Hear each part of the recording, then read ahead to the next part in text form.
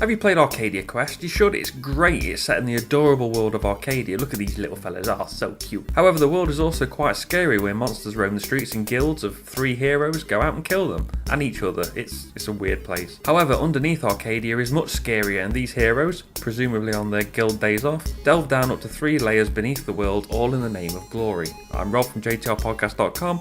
I'm going to show you how to play Masmorra, the Dungeons of Arcadia.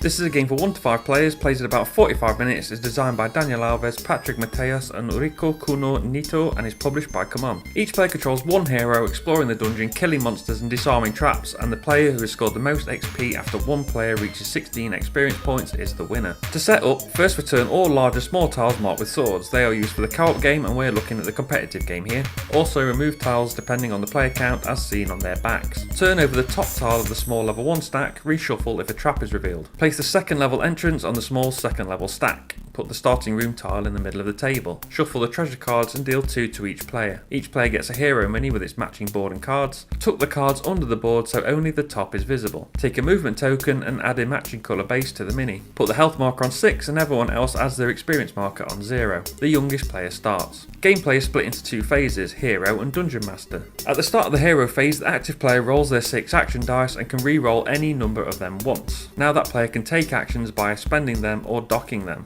To spend, the dice are placed on the player board. To dock, add a die to a tile, card or player board. Each space can only be used once per turn. The sides of the dice have different effects. The step gives 2 orthogonal movement points and the player must take 1 or both before their next action or lose them. At any time, even before rolling dice, a player can flip the free step token to move or explore. To explore, use a movement point to move onto an adjacent empty space.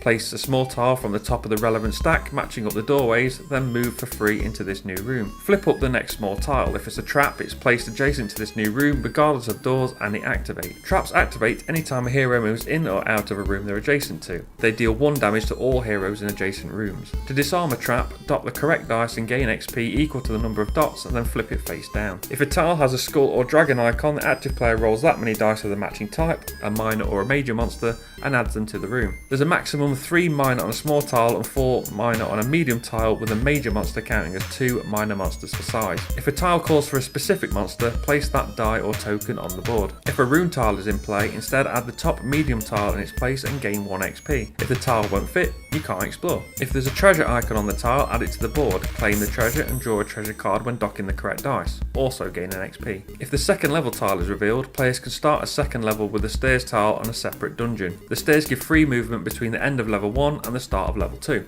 The range, melee and defense dice are mainly for combat, and at the start of a player's turn they must fight all monsters in their room before taking non-combat actions. By fight we mean have 1 round of combat, even if it means not spending any dice but just taking their attack. Each ranged or melee symbol deals 1 damage, but melee makes the hero vulnerable to a monster's payback. A hero will avoid payback if all attacks are ranged and the monster is killed. Even 1 melee counts as the hero being in melee combat. For example, using 3 ranged attacks would kill this zombie, which has a defense of 3, but if at least 1 melee attack was used, the zombie would still die, but it would deal its 1 payback attack. A player can spend 1 shield to prevent this damage. Every hero has an ability where every pair of sword and shield symbols gains a free sword. A hero will fight all monsters 1 at a time, but all monsters in a room have active abilities. A hero will only get rewards when all monsters are defeated and the player defeats at least 1 of them. In a victory, gain XP as shown on the enemy card and draw a treasure card. If you lose, lay down, lose the rest of your turn, go back to the last level up spot on the XP track and discard a treasure card. The 2 remaining sides of the dice are a lot simpler. Use the elixir to heal 1 wound after combat or trap activation. It can also be used to damage certain undead monsters. Magic can be used to change the orientation of 1 unused dice. At 3, 7, 12 and 17 XP the hero will level up. Move 1 of the hero cards up to gain 1 extra ability.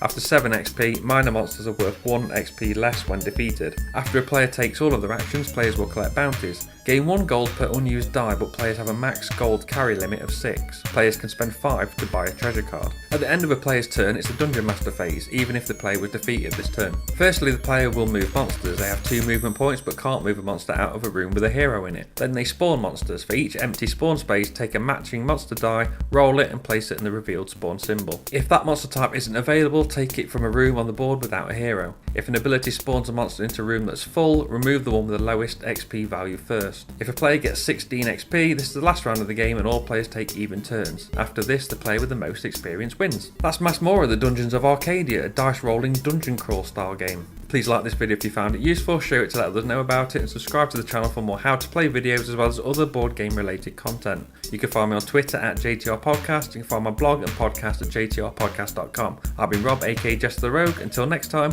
keep on dungeoneering.